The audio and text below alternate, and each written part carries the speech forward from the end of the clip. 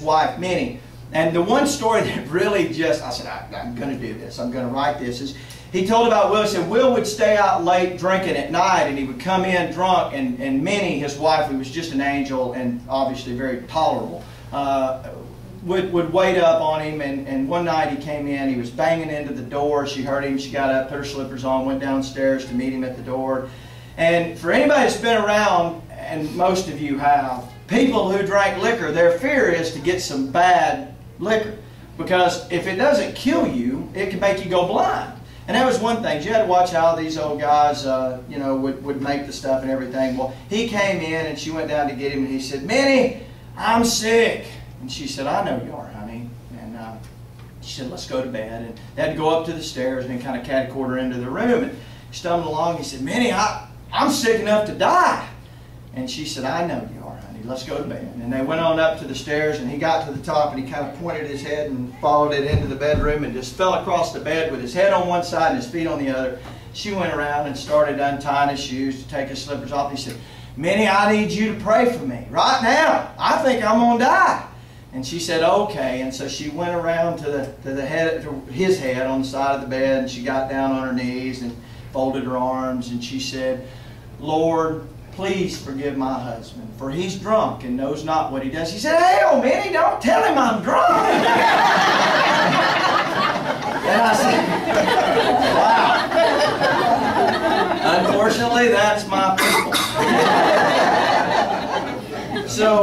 So we went for there. I decided to put the stories together to see what I could do with. I fell in love with these stories, the experiences all over again. One of the most rewarding things I did was to bring my grandmother back to life. She was my step-grandmother. My grandmother, Aveline Knight, died very young in life. If you've read the book, you know that. If you know the family, you know that. But Gertrude Walraven was a special woman, and I've never met anyone who did not just love her to death. So one of the most rewarding things was absolutely recreating her, making the dead walk again. So I want to read a little bit about her. Now, I spread her out over a lot of chapters because you can't get too much of her, and I didn't want to waste it all in one spot. So you're going to have a hard time following along with me on her. But we will get to some passages that you can here in a minute. But this is my grandmother. "I thought all angels were in heaven, but in 1951 the Lord sent one to my grandfather. She was a little bitty one, but her heart was pure gold, and she wore a halo that every grandchild could see as clear as day. Her name was Gertrude Klaus Thornton. Adults called her Gertie, but the kids just called her Ma. And having been born in 1906, she was always old to me. Ma had pretty blue eyes and gray hair that got whiter or pure as she aged. By the time of her death at 91, it was white as snow, and she wore it like a bright halo. She was so special. She was special in so many ways, like her language. Ma said North and South Carolina with the accent on the I. When she stubbed her toes, she would say it hurt like the dickens. And when amazed at something, she'd give a look of awe and say, "I'll declare." Ma went to the beauty parlor every 2 weeks to get her hair done, and every night when she put her bedclothes on, she put a hairnet on with them. She wore a long house coat around the house that always had clothespins in the pocket. She was everything to us grandkids and a best friend to my mother. I don't have a bad memory of her. I can't think of a single one. Ma would get up of a spring morning and tie her old straw sun hat on with a ribbon under her chin and make a trail across a billion dewdrop mirrors on morning grass. She'd pin sheets to the clothesline and they'd snap and pop themselves dry in a breeze. Then she'd go get them and they'd smell like sunshine. Their house sat under a small grove of pine trees with a beautiful dogwood and snowball bush in the front yard. They tended a large garden behind the house that kept the shelves stocked with canned foods year-round and taught me many lessons. I'd sit between rows fascinated with doodlebugs, eating strawberries while she pulled weeds in row after row of black-eyed peas and pepper plants. "Don't touch that okra," she had warned. "It'll itch you to death." But like touching a hot stove, there are just some things a boy has to learn for himself. As tiny as she was fearless. I've seen her chop the heads off countless cottonmouths and copperheads with her garden hoe. She never ran or squealed. That old woman was as entertaining as the old men who acted out their stories on our front porch on summer nights, but much more private in her venue. She took us to places in the past, places we can only go in our minds. I could say Scarlett O'Hara, and most Americans over the age of 30 would instantly hear the voice of Vivian Lee saying, "Well, fiddle-dee-dee," in their minds. That's the way it is with Mom. I can hear her voice as clear as day. I miss the little things about her now that she's gone, like her voice and all the other little idiosyncrasies that only we kids knew about. They were the things that made her our mom, and we loved her for being her. So that was my grandmother, and that was fun. I enjoyed it, and I think my cousins did too. And a few people have walked in here tonight and said they were my cousins, and that I wrote about their relatives and they didn't have a gun, so we did okay.